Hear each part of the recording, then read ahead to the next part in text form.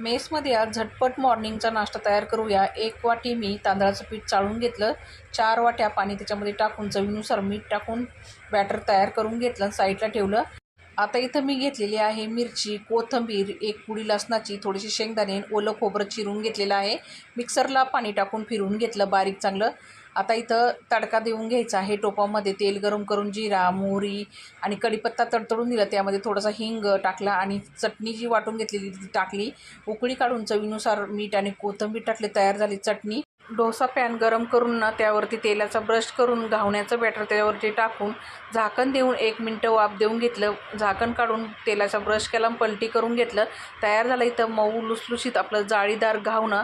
तांदळाच्या पिठाचे घावणे एकाच साईडनी भाजले जातात, पण मी दोन्ही साईडनी भाजलेले आहेत क्रिस्पीपणा येण्यासाठी। तर मस्त असे मऊ लुसलुशीत जाळीदार घावणे तयार झालेले आहे खोबऱ्याच्या चटणीबरोबर। तर भेटूया पुढच्या व्हिडिओमध्ये। धन्यवाद।